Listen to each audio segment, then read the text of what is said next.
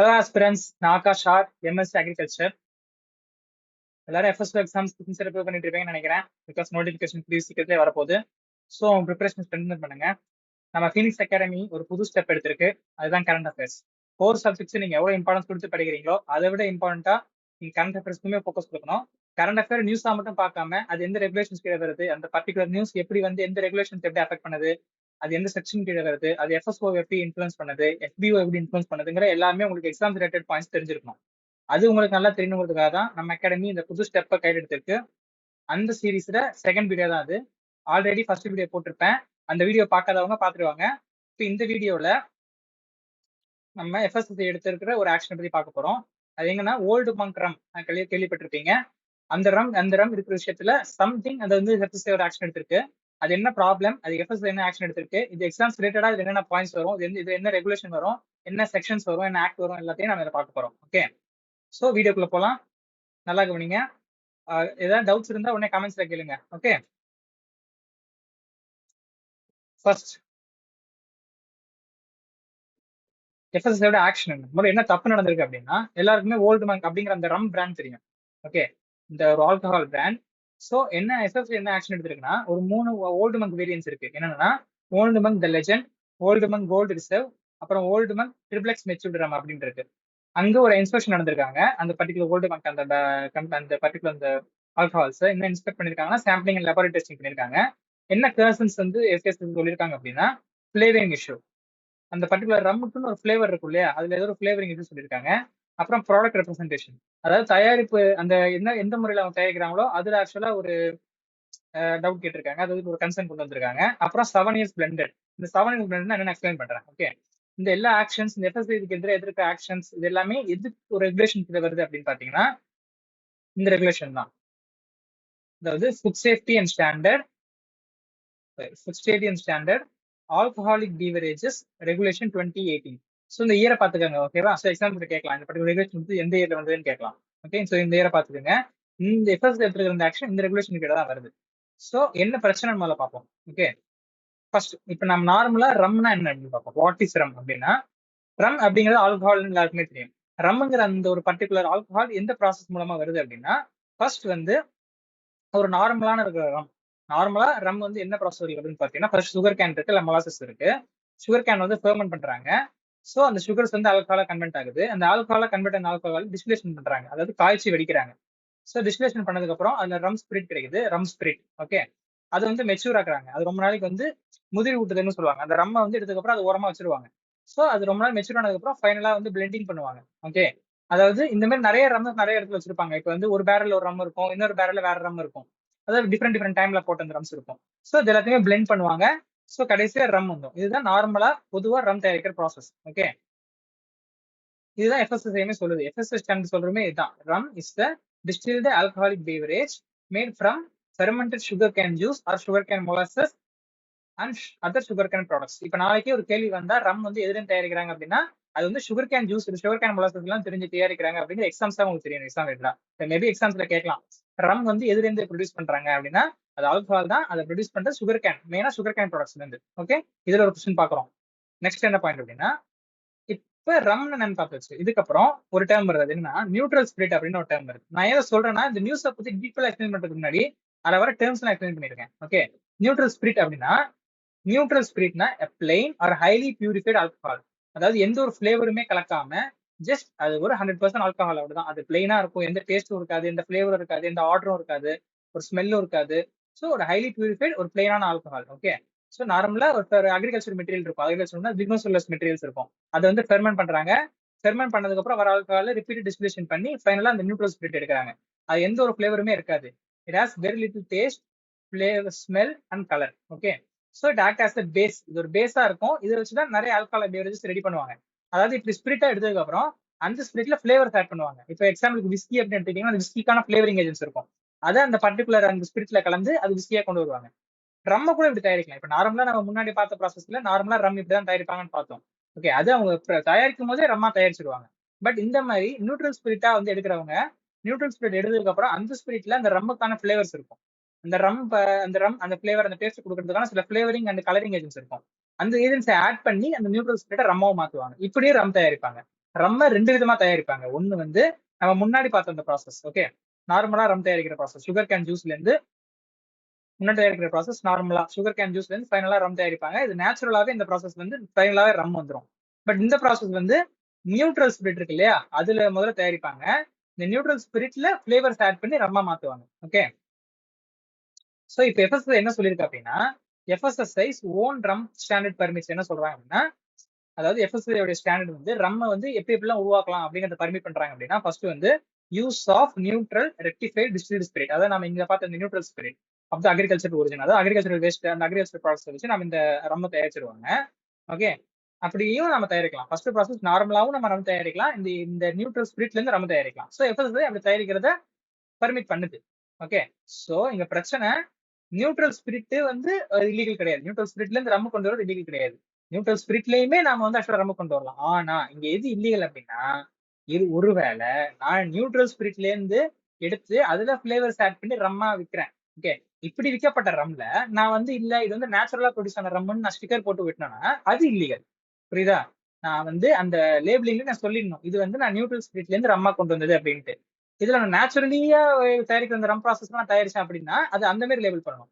Neutral ஸ்பிரிட்னா அது neutral spirit label பண்ணணும். In case நான் நியூட்ரல் ஸ்பிரிட்ல தயாரிச்சு நீங்க நார்மலா ரம் மேட் பண்ற அந்த ப்ராசஸ் தான் அப்படின்னு நான் லேபிள் பண்ணா இப்ப இது ஒரு மிஸ்லீடிங். ஓகே, சோ இது வந்து முதல் கன்சர்ன். சோ இப்ப இந்த கன்சர்ன் வந்து அந்த concern is how it is used and how the final product is represented. Final product என்ன பேர்ல ரெப்ரசென்ட் பண்றாங்க தான் என் கன்சர்ன். ஓகே, சோ இப்ப எஃப்எஸ்ஐ கன்சர்ன்னா இப்ப என்ன பண்றாங்க, நியூட்ரல் ஸ்பிரிட் இருக்கு, நியூட்ரல் ஸ்பிரிட் இருக்கு, அதுக்கப்புறம் artificial or natural identical flavours வந்து ஆட் பண்றாங்க. அப்புறம் ரம்ல டேஸ்ட் கொடுக்கறதுக்கான சில ஆட் பண்ணி அந்த டேஸ்ட் அண்ட் ஸ்மெல்லை கிரியேட் பண்ணிடுறாங்க. இப்பெல்லாம் ரம்மா பிரசன்ட் பண்றாங்க. இது பிரச்சனை இல்ல. இப்ப எஃப்எஸ்ஐயோட கன்சர்ன் என்ன அப்படின்னா, was the product correctly made and represent as rum or the rum character ஒரு mainly created by ordering flavour. இப்ப நம்ம ரெப்ரசென்ட் பண்ணும்போது இது வந்து நேச்சுரலாவே நம்ம ரம்மா கொண்டு வந்தோமா இல்ல ஃபிளேவர் ஆட் பண்ணி கொண்டு வந்தோமா அப்படிங்கறத நம்ம வந்து மென்ஷன் பண்ணணும். அப்படி ஒருவேளை நான் வந்து இந்த ப்ராடக்ட்டை வந்து வேற மாதிரி இப்ப இது ஆக்சுவலா இது வந்து நேச்சுரலி ப்ரொடியூஸ் ஆன ரம் அப்படின்னு இல்லாம இந்த இடத்துல வந்து நான் இந்த நியூட்ரல் ஸ்பிரிட்ல இருந்து ஃபிளேவர்ஸ் ஆட் பண்ணி கொண்டு வந்தேன் அப்படின்றத இருக்கும்போது நான் வந்து நியூட்ரல் ஸ்பிரிட்ல ஃபிளேவர்ஸ் ஆட் பண்ணி ரம் கொண்டு வரேன். பட் அப்படி போடாம ஆக்சுவலா இந்த ஒரிஜினல் நேச்சுரலா மேடான ரம் அப்படின்னு நான் ரெப்ரசென்ட் பண்ணி வித்தேன்னா அது சப்ஸ்டாண்டர்ட். ஏன்னா இந்த இடத்துல எப்படி வருது அப்படின்னா எஃப்எஸ்எஸ்ஐ ட்ரீட்டட் த அஃபெக்டட் ப்ராடக்ட்ஸ் ஆஸ் நான் கம்ப்ளைண்ட் ஆர் சப்ஸ்டாண்டர்ட். ஓகே, தரநிலைக்கு கீழானது அப்படின்னு சொல்றாங்க. அதாவது இங்க என்ன பாயிண்ட்னா நியூட்ரல் ஸ்பிரிட்டை யூஸ் பண்றதுனாலயே இது இல்லீகல் கிடையாது. ஓகே, நியூட்ரல் ஸ்பிரிட்டை யூஸ் பண்ணா சப்ஸ்டாண்டர்ட் கிடையாது. நிறைய பேர் என்ன தப்பா நினைச்சிடக்கூடாது. நியூட்ரல் ஸ்பிரிட் அதாவது ரம் வந்து நேச்சுரல் ப்ராடக்டா இல்ல நேச்சுரலா ப்ரொடியூஸ் ஆகிற அந்த ரம் இல்லாம நீங்க நியூட்ரல் இருந்து ப்ரொடியூஸ் பண்ற ரம் வந்து வித்தாலே அது வந்து சப்ஸ்டாண்டர்ட் கிடையாது. நியூட்ரல்ல இருந்து நான் தயாரிச்சாலுமே அதை நான் கரெக்டா ரெப்ரசென்ட் பண்ணணும். நான் தப்பா வேற மாதிரி ரெப்ரசென்ட் பண்ணா நியூட்ரல் ஸ்பிரிட்ல இருந்து கொண்டு வர ரம்முக்கு பதிலா நான் நேச்சுரலா ப்ரொடியூஸ் பண்ண ரம் அப்படின்னு கொண்டு வந்தா அது வந்து சப்ஸ்டாண்டர்ட். ஏன்னா நாங்க ரெப்ரசென்டேஷன் தப்பா கொடுக்குறேன். The concern was flavouring practice and compliance of the final product with the prescribed rum standard. Okay, the prescribed rum standard அந்த ஸ்டாண்டர்ட் படி இல்லாம நான் இது ஒரு தரம் தாழ்த்தி நான் விற்கும் போது இது சப்ஸ்டாண்டர்ட் அப்படின்னு சொல்றாங்க. ஓகே,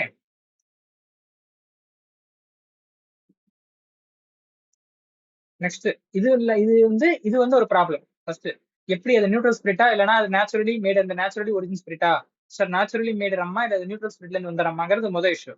ரெண்டாவது இஷ்யூ என்ன அப்படின்னா இந்த ஓல்டு மேக்ல ஒரு ரெப்ரசன்டேஷன் இருக்கு. அதாவது இந்த ஓல்டு மேக் ட்ரிபிளக்ஸ் ரம்ல வந்து ஒரு ரெப்ரசன்டேஷன் அது என்னன்னா 7 இயர்ஸ் ஓல்டு பிளெண்டட் அப்படின்ற ஒரு இது இருக்கு.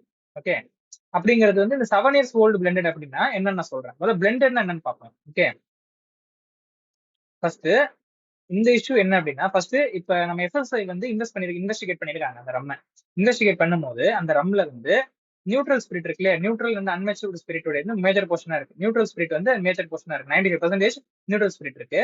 மெச்சூர்டு ரம் ஸ்பிரிட் அதாவது ஆல்ரெடி மெச்சூரான அந்த ரம்முக்கான அந்த ஸ்பிரிட் இருக்கும், நேச்சுரலி மேடான ரம் இருக்கும்ல, அதுடைய அந்த இது வந்து லெஸ் than 5% இருக்கு. சோ இப்படி இருக்கும்போது இது வந்து லிட்டரலி எப்படி சொல்றது அந்த இத்தனை நாளா வச்சு அந்த அவங்க வந்து மெச்சூரா ஒரு பீரியட் வச்சிருப்பாங்க. நான் முன்னாடி ரம் தயாரிக்கிற ப்ராசஸ்லயே பார்த்தேன், மெச்சூரேஷன் பீரியட் அப்படின்ற ஒரு பீரியட் வச்சிருப்பாங்க. அது எதுவுமே அது அப்படி வச்சு கொண்டு வந்த ரம்ம இவங்க ஒரு 5% தான் யூஸ் பண்ணிருக்காங்க. அப்படி எதுவும் இல்லாம நியூட்ரல் ஸ்பிரிட்ல இருந்து கொண்டு வந்து 95% யூஸ் பண்ணிருக்கும் போது எப்படி அதை 7 இயர்ஸ் பிளண்டட் அப்படின்னு சொல்ல முடியும் அப்படிங்கிற ஒரு ப்ராடக்ட் வருது. ஏன்னா இங்க மேஜர் போர்ஷனை வந்து அவங்க மெச்சூரேஷனுக்குள்ளே கொண்டு வரல, அது அப்படியே நியூட்ரல் ஸ்பிரிட்டா கொண்டு வந்துட்டாங்க. அன்மெச்சூர்டா இருக்கு. இதுல வெறும் 5% தான் மெச்சூர்டு. ஓகே, இப்படி 5% மட்டும் மெச்சூர்டா இருக்கும்போது 95% அன்மெச்சூர்டா இருக்கும்போது எப்படி இதை இவங்க 7 இயர்ஸ் பிளெண்டட், அதாவது 7 இயர்ஸ் பிளெண்டிங் இதை வச்சிருக்கேன், அதாவது மெச்சூரேஷன் பீரியட்ல வச்சிருக்கேன். அதாவது அதை யூஸ் பண்ண அந்த ஒரு பர்டிகுலர், இப்ப இந்த 2 யூஸ் பண்ணிருக்காங்க. ஒரு போர்ஷன் வந்து இந்த மேஜர் போர்ஷன் 95%, ஓகே, அப்புறம் இன்னொரு போர்ஷன் இந்த 5%. சோ இது ஒரு ஸ்பிரிட்னு வச்சுப்போம். இது வந்து ஸ்பிரிட் ஏ அப்படின்னு வச்சுப்போம், எஸ்ஏ அப்படின்னு வச்சுப்போம். இந்த பர்டிகுலர் இதை வந்து எஸ்பின்னு வச்சுப்போம். இது ஸ்பிரிட் ஏ, இது ஸ்பிரிட் பி, ஓகே. சோ இப்ப ஸ்பிரிட் ஏ வந்து அன்மெச்சூர்டு, மெச்சூரே பண்ணல, அது வந்து பிளெண்டிங்கே பண்ணலன்னு வச்சுப்போம். இது ஸ்பிரிட் பி வந்து மெச்சூர்டு, இது வந்து 7 வருஷம் கூட அவங்க பிளெண்டிங் பண்ணிருக்காங்கன்னு வச்சுப்போம். ஆனா வெறும் 7 வருஷம் பிளெண்டிங் பண்ண அந்த மெச்சூர்டு அந்த ஸ்பிரிட்டே நான் வெறும் 5% தான் யூஸ் பண்ணிருக்கேன், ஓகே. அப்படி இருக்கும்போது எப்படி அந்த மொத்த ப்ராடக்ட்டே நான் 7 இயர்ஸ் பிளெண்டட் அப்படின்னு மொத்தமா போட முடியாது இல்லையா? சோ எஃப்எஸ்லே அதை கொஸ்டின் பண்ணிருக்கு, அது எப்படி நீங்க வந்து ஏஜ் ரெப்ரஸன்டேஷன் கொடுக்கலாம், ஏன்னா 5% தான் யூஸ் பண்ணிருக்கீங்க, அதை வச்சு நீங்க எப்படி ஓவரால் அந்த ப்ராடக்ட்டுக்கே நீங்க 7 இயர்ஸ் பிளெண்டட் கொடுக்கலாம் அப்படின்னு கேட்டிருக்கு. ஓகே, இப்போ பிளெண்டிங் என்னன்னு பாத்துருவோம். பிளெண்டிங் அப்படின்னா ஃபர்ஸ்ட் சப்போஸ் இப்ப மெச்சூர்ட் ஆகும், அதாவது ஒரு பர்டிகுலர் ஸ்பிரிட் இருக்கு, அது வந்து 7 இயர்ஸ் ஓல்டு ஸ்பிரிட், 7 வருஷமா அது மெச்சூரேஷன் பேஸ்லயே இருக்குன்னு வச்சுப்போம். அப்புறம் இன்னொரு ஸ்பிரிட் இருக்கு, அது 2 வருஷம் மெச்சூரேஷன் ஸ்பிரிட். இப்ப ரெண்டுத்தையுமே கலப்பாங்க, அப்படியே அந்த 7 இயர்ஸ் பிளெண்ட் அப்படியே வச்சு வித்துற மாட்டாங்க. ஏன்னா இந்த பிளெண்ட் பண்ணுவாங்க, ஒரு பழைய அந்த ரொம்ப ஓல்டான ஸ்பிரிட்டையும் சில டைம் நியூவான ஸ்பிரிட்டையும் பிளெண்ட் பண்ணுவாங்க. அப்படி பிளெண்ட் பண்றது தப்பே கிடையாது, ஓகே. ஆனா அப்படி பிளெண்ட் பண்ணும்போது அங்க ஒரு ரூல்ஸ் இருக்கு. நம்ம எஃப்எஸ்எஸ்ஆர் ஆல்கஹாலிக் ரெகுலேஷன்ஸ் இருக்கு இல்லையா, நம்ம முன்னாடி சொன்னேனே அந்த ரெகுலேஷன், அதுல என்ன சொல்ல வராங்க அப்படின்னா, where and age claim is made together, ஒரு பர்டிகுலர் அந்த சரக்கு மேல லேபிள்ல நீங்க ஏஜ் கிளைம் வைக்கிறீங்க, 7 இயர்ஸ் பிளெண்டட் 5 இயர்ஸ் பிளெண்டட் ஒரு ஏஜ் கிளைம் வைக்கிறீங்க அப்படின்னா, இந்த வேர்ட் ஏஜ் அப்படின்னு கொண்டு வந்தீங்கன்னாவே that age must refer to the youngest spirit in the blend. Okay, இப்போ இங்க 7 இயர்ஸ் இருக்கு, ஓகே. இது ஒரு ஸ்பிரிட் ஏ, இது ஏ, இது பி, ஓகே. இந்த இடத்துல ஏ வந்து 7 இயர்ஸ், பி வந்து 2 இயர்ஸ். இது ரெண்டுத்தையும் நான் பிளெண்ட் பண்றேன் அப்படிங்கும்போது, ப்ரெஸ் பண்றேன் அப்படிங்கும்போது ஃபைனலா ஒண்ணு வரும், அது வந்து சின்னு வச்சுப்போம். சோ இப்போ இந்த சிஏ வந்து நான் என்னன்னு சொல்றது, ஏன்னா இதுல ஏ வந்து 7 இயர்ஸ் இருக்கு, ஓகே, பி வந்து 2 இயர்ஸ் இருக்கு, ஓகே. சோ இப்போ நான் 7 இயர்ஸ் சொல்லணுமா இல்ல 2 இயர்ஸ் சொல்லணுமா, அந்த ஃபைனலா வந்து அந்த ஃபைனல் சிஏ வந்து நான் என்னன்னு சொல்றது அப்படின்னு ஒரு கேள்வி வரும்போது ரெகுலேஷன் என்ன சொல்லுதுன்னா யங்கஸ்ட், ஓகே, யங்கஸ்ட் ஸ்பிரிட், அந்த 2 ஸ்பிரிட்ல எது எங்கோ அதை தான் நம்ம ரெப்ரசென்ட் பண்ணோம் அப்படின்னு இருக்காங்க. சோ இங்க நான் 7 இயர்ஸையும் கலக்குறேன், 2 இயர்ஸையும் கலக்குறேன் அப்படின்னு வரும்போது ஃபைனலா வர இந்த ஃபைனல் ப்ராடக்ட்ல இதை நான் ஏஜ் ரெப்ரசென்ட் பண்றேன் அப்படின்னா அந்த ஏஜ் கிளைம் இது எது எங்கோ அதுதான் கொடுக்கணும். சோ அப்ப நான் இங்க 2 தான் கொடுக்க முடியும், ஓகே. சோ இங்க எந்த, சோ இந்த பிரச்சனையில இந்த இந்த டூ அந்த பர்டிகுலர் சரக்கு, அந்த ஓல்டு மன் சரக்குல அது 2 இயர்ஸ் 7 இயர்ஸ் நமக்கு தெரியாது, ஓகே. இங்க பிளெண்டிங்ல இஷ்யூ இருக்கு, ஏன்னா அங்க வெறும் 5% தான் அங்க மெச்சூர் ஆனதை யூஸ் பண்ணிருக்காங்க. சோ இங்க 7 இயர்ஸ் கொடுத்துருக்கும் போது இது எப்படி அப்படின்னு கேட்டிருக்காங்க. பட் அந்த இது தனியா வச்சிருவோம், பிளெண்டிங் அந்த ஒரு பர்டிகுலருக்கு ரெகுலேஷன் என்ன சொல்லியிருக்காங்க நான் சொல்றேன், ஓகே. நீங்க அந்த ஆல்கஹால் அந்த கேஸை மறந்துடும், அந்த கேஸை மறந்துட்டு இதை மட்டும் பாருங்க. அந்த கேஸை மறந்துடும், அந்த கேஸ்ல 7 இயர்ஸ் போட்டாங்களா 2 இயர்ஸ் போட்டாங்களா நமக்கு தெரியாது, ஓகே. அது வந்து அந்த பர்டிகுலர் கம்பெனிக்கு தான் தெரியும். நாம இந்த பிளெண்டிங் இஷ்யூல ரெகுலேஷன் படி என்ன சொல்ல வராங்க அப்படிங்கறத நீங்க சொல்றேன், ஓகே. ரெகுலேஷன் படி ஒரு 2 பிளெண்டிங் பண்றாங்க, 2 ஸ்பிரிட்டை பிளெண்ட் பண்றாங்க, ஒன்னு வந்து 7 இயர்ஸ், ஒன்னு 2 இயர்ஸ், ஒன்னு ஓல்டா இருக்கு, ஒன்னு எங்கா இருக்குன்னா ஃபைனல் வர ப்ராடக்ட் நம்ம ஏஜ் ரெப்ரசன்டேஷன் கொடுக்க போறோம் அப்படின்னா எது எங்கோ அதை தான் கொடுக்கணும். இங்க 2 இயர்ஸ் அப்படின்னா நம்ம 2 இயர்ஸ் தான் கொடுக்கணும், ஓகே. இது ரெகுலேஷன் கீழே வருது. பிளெண்டிங் அப்படின்னா ரெகுலேஷன் கீழே இதான் சொல்ல வராங்க, ஓகே. சோ இதுக்கே இப்படி ஒரு ரூல் இருக்கு, எங்கஸ்ட் தான் நம்ம கிளைம் கொடுக்கணும்னு இருக்கு, ஓகே. ஆனா முன்னாடி பார்த்த அந்த கேஸ்ல என்ன சொல்லியிருந்தாங்க, அதுல லிட்டரலி 5% தான் மெச்சூர்டு ஸ்பிரிட்டே. மெச்சூர்டு ஸ்பிரிட்டே, அதாவது மெச்சூர் பண்ண ரொம்ப நாளா மெச்சூர் பண்ண அந்த ஸ்பிரிட்டே ஒரு 5% தான். அது 7 இயர்ஸா 5 இயர்ஸா 2 இயர்ஸா கூட நமக்கு தெரியாது, ஓகே. ஆனா அவங்க 7 இயர்ஸ் கொடுத்துருக்காங்க. எப்படி வெறும் 5% மட்டும் தான் மெச்சூர் பண்ணிருக்கீங்க, ஓகே, ஆனா எப்படி 7 கொடுப்பீங்க? ஏன்னா மெச்சூர்டே ரொம்ப கம்மி, இது அன்மெச்சூர்டு தான் ரொம்ப அதிகம். அப்ப அன்மெச்சூர்னாலே அது அவங்க மெச்சூரேஷன் பேஸ்ல கொண்டே போயிருக்க மாட்டாங்க. அப்புறம் ரொம்ப அதிகமான பெர்சன்டேஜ் இங்க அன்மெச்சூர்டா இருக்கும்போது ரொம்ப கம்மியான பெர்சன்டேஜ் மெச்சூர்டு இருக்கும்போது எப்படி நீங்க 7% கொடுக்கலாம் அப்படிங்கறத எஃப்எஸ்எஸ்ஐயோட கேள்வி, ஓகே. புரிஞ்சிருக்கும்னு நினைக்கிறேன். பட் இப்போ இது ஓகே, இது விட்டுருங்க. நம்ம ரெகுலேஷன்ல பார்க்கும்போது இதுதான் முக்கியம். ரெகுலேஷன்ல பிளெண்டிங் இதுதான். இன்கேஸ் கேள்வி வரலாம் நாளைக்கே, இந்த எஃப்எஸ்எஸ்எஸ் ஆல்கஹாலிக் பீவரேஜ் ரெகுலேஷன் படி பிளெண்டிங் அப்படின்னு வரும்போது நம்ம வந்து இப்போ இந்த 2 ஸ்பிரிட்ல ஏ அண்ட் பி ஸ்பிரிட் இருக்கு, ரெண்டுத்துல நம்ம வந்து ஃபைனல் ப்ராடக்ட் நம்ம எதை கொடுக்கணும், ஏஜ் கிளைம் வரும்போது ஓல்டஸ்ட் கொடுக்கணுமா யங்கஸ்ட் கொடுக்கணுமா அப்படிங்கிற மாதிரி கொஸ்டின்ஸ் வந்துச்சுன்னா நம்ம யங்கஸ்ட் தான் கொடுக்கணும், ஓகே. இதுதான் ஆன்சர்.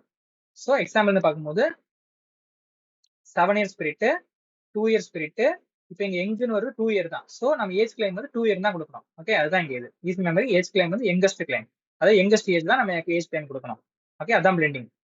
இந்த என்ன இப்ப நம்ம ஆல்கஹாலிக் பீவரேஜஸ் ரெகுலேஷன்ஸ்ல இப்ப நம்ம பார்த்த இந்த விஷயங்கள்லாம் இவ்வளவு பார்த்தோம் இல்லையா, இந்த ரெகுலேஷனுக்கு எந்தெந்த ரெகுலேஷன் தான் இதோட எஃபெக்ட் ஆகுது, இன்ஃபுளுன்ஸ் ஆகுதுன்னு பார்க்க போறோம், ஓகே. இப்ப பார்த்த நியூஸ் ரெகுலேஷன்ஸ்குள்ள எந்தெந்த இந்த பர்டிகுலர் பாயிண்ட்ஸ் இது இன்ஃபுளுன்ஸ் பண்ணுதுங்கிறத பார்க்க போறோம், okay.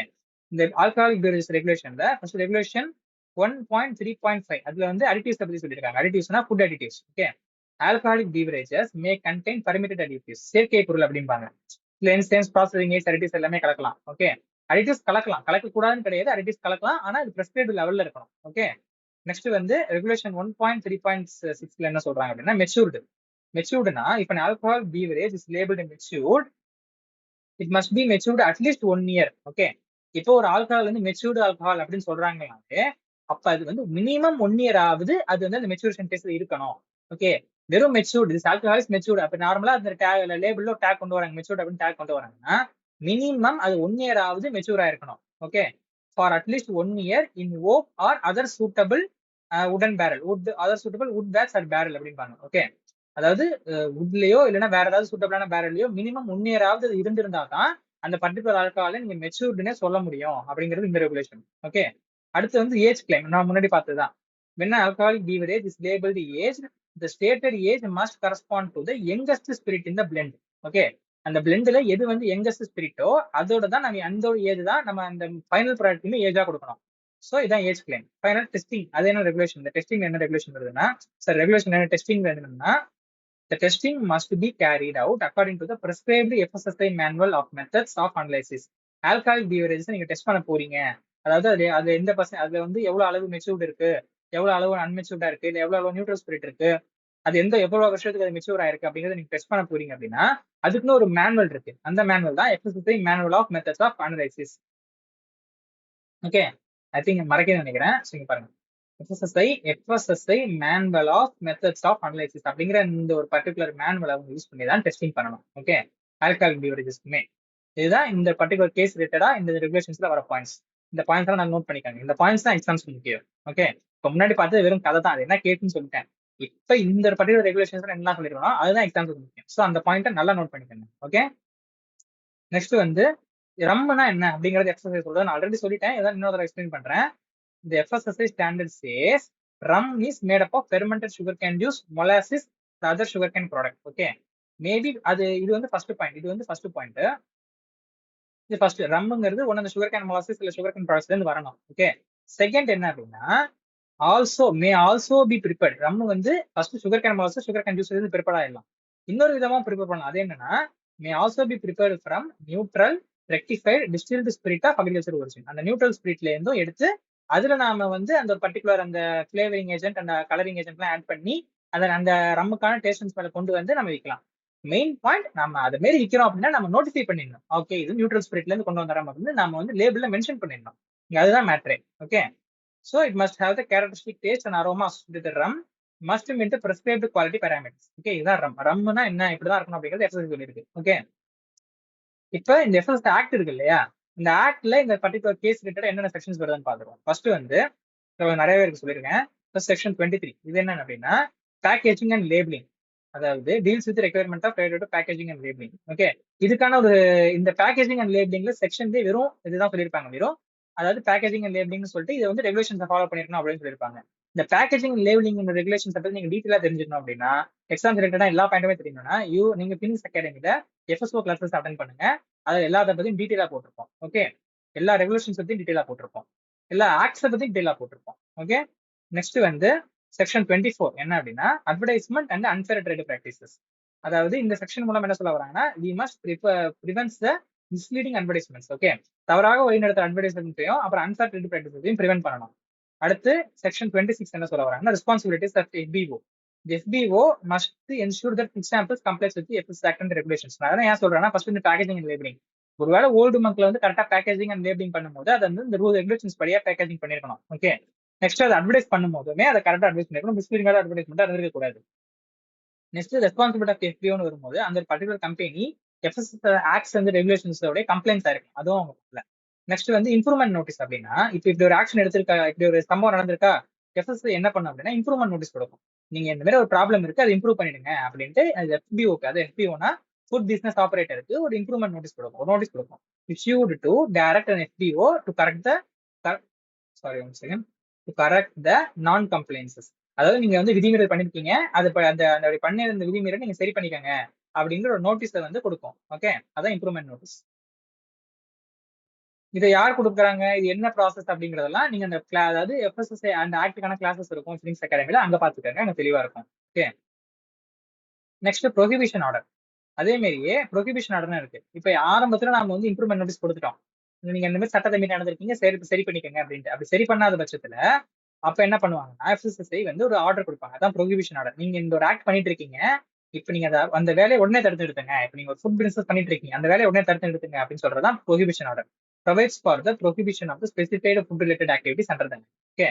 Next, powers of the FSO. இப்போ இதெல்லாம் FSO இதுல என்ன ஆக்ஷன் எடுக்கலாம் அப்படின்னா, they must cover the inspection, sampling and enforcement powers. இப்போ இங்க பார்த்து இந்த இன்ஸ்பெக்ஷன்ஸ் எல்லாம் பார்த்தோம் இல்லையா, அதாவது இப்போ இந்த மாதிரி FSO இன்ஸ்பெக்ஷன் பண்றாங்கன்னு, இந்த இன்ஸ்பெக்ட் பண்றது எல்லாமே ஃபுட் சேஃப்டி ஆஃபீஸர் தான் இன்ஸ்பெக்ட் பண்ணுவாங்க. Okay. Sampling analysis prescribes the procedure for sampling analysis of the food. அதாவது இப்ப நம்ம அந்த ஃபுட்டை வந்து அந்த பர்டிகுலர் ஆல்கஹாலே அவங்க ஒரு அளவு எடுத்துட்டு வந்திருப்பாங்க இல்லையா, அது எந்த மாதிரி அளவு எடுத்துட்டு வரணும் அப்படிங்கறத இந்த சாம்பிளிங் அனாலிசிஸ் இந்த செக்ஷன்ல இருக்கும். ஆக்சுவலா செக்ஷன்ஸ்ல எல்லாமே ரொம்ப மைனூட்டா சொல்லிடுவாங்க, ஆக்ட்ல எதுவுமே ரொம்ப டீட்டெயிலா சொல்லிருக்க மாட்டாங்க. ரெகுலேஷன்ஸ்ல தான் அதை பத்தி டீட்டெயில் எக்ஸ்பிளைன் பண்ணிருப்பாங்க. சாம்பிளிங்க்கு சில ரெகுலேஷன்ஸ் இருக்கு. ஓகே. நெக்ஸ்ட் வந்து சப்ஸ்டாண்டர்ட் ஃபுட். நான் ஆல்ரெடி சொல்லியிருப்பேன், இந்த மாதிரி ஒரு தரக்குறைவான உணவை வந்து விற்கிறாங்க அப்படின்ட்டு. அந்த சப்ஸ்டாண்டர்ட் ஃபுட்டுக்கான டெஃபினேஷன் என்ன அப்படின்னா, food that does not meet the specified standard. Okay. அதுக்கான ஸ்பெசிஃபைடு ஸ்டாண்டர்ட் அது மீட் பண்ணிருக்காது, அதுக்குன்னு அந்த ஃபுட் வந்து சேஃப் அன்சேஃப் அப்படின்னு கிடையாது. Okay. But it's not necessarily unsafe. அந்த ஃபுட் அன்சேஃப் கிடையாது, ஆனா அதுக்கான அந்த தரத்தை அது வந்து ரீச் பண்ணாம இருந்திருக்கும். ஓகே. இப்போட சப்ஸ்டாண்டர்ட் ஃபுட்டை வந்து விற்கிறாங்க அப்படின்னா அவங்களுக்கு 5 lakhs வரைக்கும் ஃபைன். இந்த பெனால்ட்டி ஞாபகம் வச்சுக்காங்க. ஸோ 5 lakhs வரைக்கும் சப்ஸ்டாண்டர்ட் ஃபுட் வந்து ஒரு பர்டிகுலர் எஃபிஓ விற்கிறாங்க அப்படின்னா அவங்களுக்கு வந்து 5 lakhs வரைக்குமே பெனால்ட்டி போடுவாங்க. ஓகே. இப்போ ஓவராலா இந்த ஓல்டு மார்க் கேஸ் நடந்துற ப்ராசஸ் தான் என்னன்னா, ஃபர்ஸ்ட் எஃப்எஸ்எஸ் இன்ஸ்பெக்ஷன் நடத்திருக்காங்க, சாம்பிள்ஸ் கலெக்ட் பண்ணி டெஸ்ட் பண்ணிருக்காங்க. எஸ்பிஓ வந்து இந்த ஃபிளேவரிங் ப்ராடக்ட்ஸ் கன்சர்ன் முடிச்சிருக்காங்க. நியூட்ரல் ஸ்பிரிட்ல ஃபிளேவர்ஸ் ஆட் பண்ணி அதை வந்து ஸ்ட்ரெயிட்டா ரம் அப்படி விற்கிறாங்க அப்படின்ட்டு. அதுக்கப்புறம் இந்த 7 years பிளெண்ட் கன்சர்னையுமே கொண்டு வந்திருக்காங்க, ஏஜ் கிளைண்ட் கன்சர்னையும் கொண்டு வந்திருக்காங்க. So products consider non compliant or substandard அப்படிங்கறது வந்து கண்டுபிடிச்சிருக்காங்க, இந்த ப்ராடக்ட் வந்து சப்ஸ்டாண்டர்டா இருக்கு அப்படின்ட்டு. So FIA prohibited the sale of the affected variant. Okay. So FIA வந்து ப்ரோஹிபிஷன் ஆர்டர் போட்டு ப்ரோஹிபிட் பண்ணிட்டாங்க. அதனால தான் நாங்க ப்ரோஹிபிஷன் ஆர்டர் அண்ட் இம்ப்ரூவ்மெண்ட்ஸ் பத்தி சொல்லியிருந்தேன். Okay. Next, company or FPO had to stop the sale of the affected products and comply with the FSS requirement, FSS enforcement direction. So prohibition order போட்டதுனால உடனே அவங்க அந்த ஒர்க்கை வந்து நிறுத்திட்டு ஸ்டாப் பண்ணிட்டு அவங்க எஃப்எஸ்எஸ் ரெகுலேஷன்ஸ்க்கு ஏற்ற மாதிரி கம்ப்ளைண்ட்ஸ் ஆகணும். இதுதான் ப்ராசஸ். ஓகே. ஸோ இதுல இந்த ஓவரால் ப்ராசஸ் ஒரு 2 MCQ மட்டும் பார்த்துருவோம். Okay. First, under the FSS alcoholic beverage regulation 2018, இந்த எஃப்எஸ்எஸ் ஆல்கஹாலிக் பிவரேஜ் ரெகுலேஷன்ஸ்ல ஏஜ் கிளைம் அப்படின்னா என்ன? Age claim is made along with bearing age. The age refers to, அந்த ஏஜ் அப்படிங்கிறது எது ரெஃபர் பண்ணிருக்கோம் அப்படின்னா, அப்கோர்ஸ் நான் ஆல்ரெடி பார்த்துட்டேன், ஒரு பிளெண்டிங்ல வந்து 2 கலக்குறாங்க அப்படின்னா அந்த பிளெண்டிங்ல நம்ம அந்த ஏஜ் ஃபேக்டர்ங்கிறது எதை நம்ம பேஸ் பண்ணி கிளைம் பண்ணுவோம் அப்படின்னா யங்கஸ்ட் ஸ்பிரிட் தான். அந்த பிளெண்ட்ல எந்த யங்கஸ்ட் ஸ்பிரிட் இருக்கோ அதை நம்ம கிளைம் பண்ணுவோம். ஓகே. ஸோ ஆன்சர் வந்து சி. ஓகே. நெக்ஸ்ட் கொஸ்டின் பார்ப்போம். விச் ஸ்டேட்மெண்ட்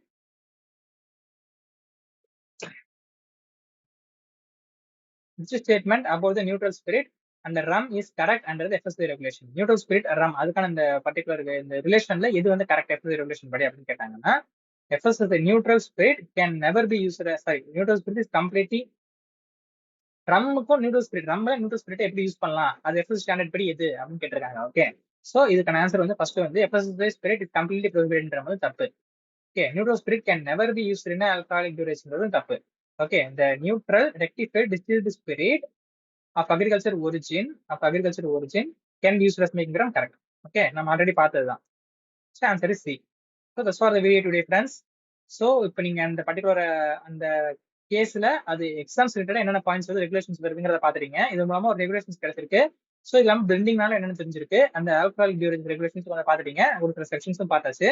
நீங்க இந்த மாதிரி எல்லா ரெகுலேஷன்ஸ் டீட்டெயிலா தெரிஞ்சுக்கணும் அப்படின்னா நீங்க வந்து ஃபினிக்ஸ் அகாடமில கிளாஸ் அட்டெண்ட் பண்ணுங்க. ஓகே. ஸோ இதுக்கப்புறம் ஃபர்தரா நான் என்னென்ன கரண்ட் அஃபேர்ஸ் வருதோ அது எல்லாத்தையுமே இந்த சீரீஸ் நான் ஃபர்தரா அப்லோட் பண்ணிட்டே இருக்கேன். உங்களுக்கு என்ன டவுட் வந்தாலும் கமெண்ட்ல போடுங்க. ஓகே. Thank you very much.